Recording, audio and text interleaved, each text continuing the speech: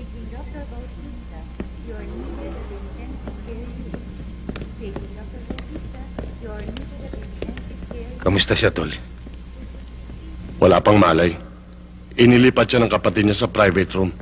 Ayaw naman akong papasukin. Yes, we have a telephone call at dapat 42. Ang mabuti pa, Tol. Umuwi ka na muna. Ako na maiwan dito. Hindi, Tol. Problema ko to. Kailangan harapin ko. Paging Dr. Salvador, please proceed immediately to room 408. Dr. Salvador, proceed to room 408. Paging Dr. San. Dr. San, you are needed at Paging Dr. San, you are needed at the emergency room. Pare, kinalulungkot ko nangyari. Aksidente, pare. Tsaka kung may magagawa akong tulong, sabihin mo lang. Hindi ko kailangan ng tulong mo. Lalong-lalo na. Hindi ako nakikipag-usap sa taong malapit ng mamatay.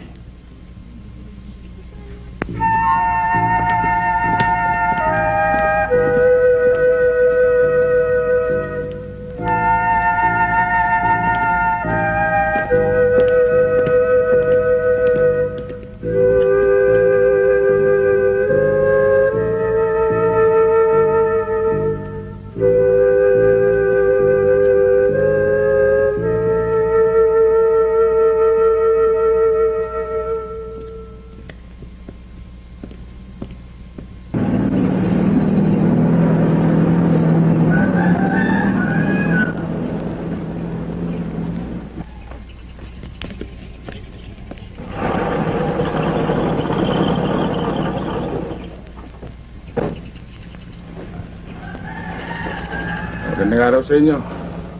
Nariyan ba si Pepe? Bakit? Ano kailangan mo kay Pepe? Pare ko ba siyang makausap? Hoy mo, ikaw pala. Tuloy ka pare, tuloy ka. Gano'n sa loob. Tama-tama ang dating mo. Mahilig mo sa paksin na bata? Bapo ka pare.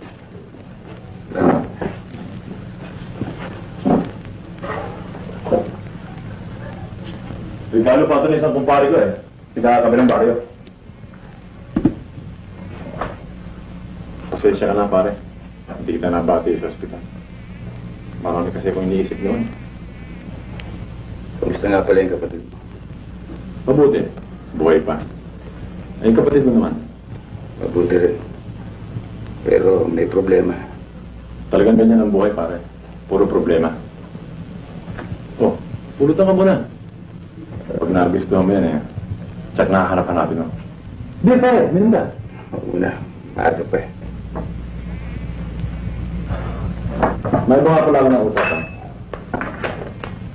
Matagal ko na narinig yung mga tungkol sa'yo. Walang hindi nakakakilala sa'yo. Si Emo, ang padrino. Ginagalang kita pare. Hindi sa lakas mo. Dahil wala ka namang barkada. Mas malakas ako sa'yo kung yan ang pag-uusapan. Ginagalang kong pagkalalaki mo pare. At ang ginagawa kong pagtulong sa kapwa. Salamat, pare. Nabalitaan ko na rin yung pagkalalaki. Kung kaya maraming ilag sa'yo.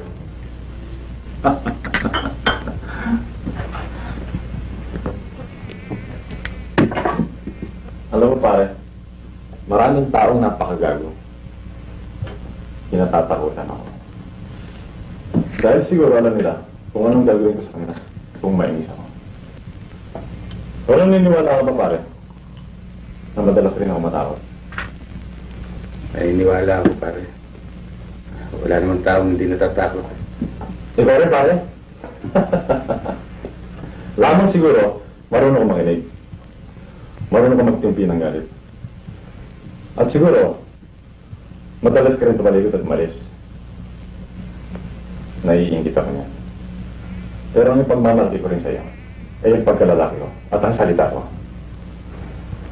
Pag sinabi ko, gagawin ko. Siguro naman, pare, hindi malaki ang kaibahan natin. Malaki pare.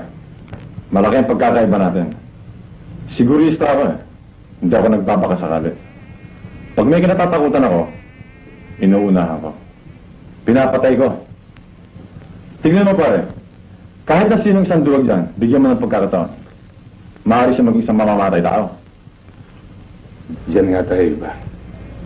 Dahil sa hindi ko gustong pumatay na tao. Pare naman. Kaya, Pepe, alam mo naman siguro yung sadya ko. Maaari. huwag mo na ituloy mo. Mapapahiya ako. Dahil hindi kita mapagbibigyan. Hindi ba't sinagot na kita kanina? Wala akong magagawa. Kailangan pumunta ako saan ako tinutulak ng takot ko. Anong mangyayari sa akin? Kung wala akong gawing tungkol sa nangyari sa amin ng kapatid mo? Ano sasabihin ng mga tao? Natatakot ako? At sa loob lamang ng isang pisat mata, dagsaan gusto sumubok sa akin. At maaaring isa ang makadisgrasya sa akin. Naniniwala ako na ang lahat ng gusto ay may pagkaayos. Kung higitin lang natin ang ating pag-unawa, hindi maaaring di tayo makarating sa isang kasunduan na hindi natin ikaiiyan sa bawat isa. Mahirap na mangyari ang iniisip mong yan. May pangalan akong dapat pangalagaan. Katulad mo rin. At inuulit ko. Ang nasabi ko ay hindi na maaaring magbago. Hindi na ako magtatagal, Pepe.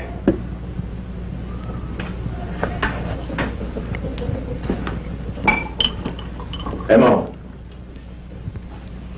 kapag napatay ko ang kapatid mo, hindi ba't babalikan mo ako? Makakatya ka dyan, Pepe. Yun pala eh. Huwag na tayo mag-aksaya ng panahon. Total, dyan din ang baksak natin. Balita ko eh.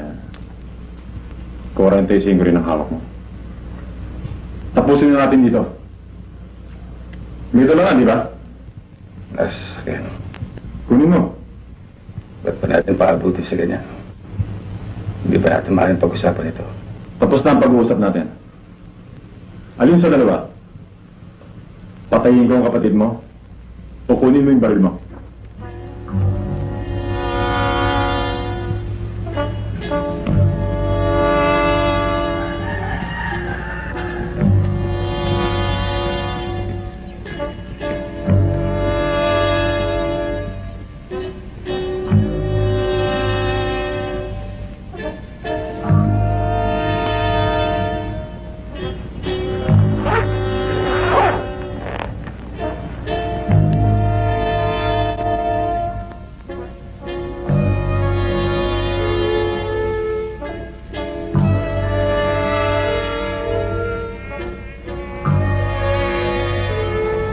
Mga bata, para sa amin lang to.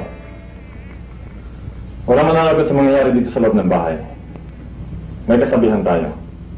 Sa mga mandarambong man, may dangal silang pinaiira. Galangin natin ang dangal na yan. Naintindihan niyo? Ito na kayo sa bus.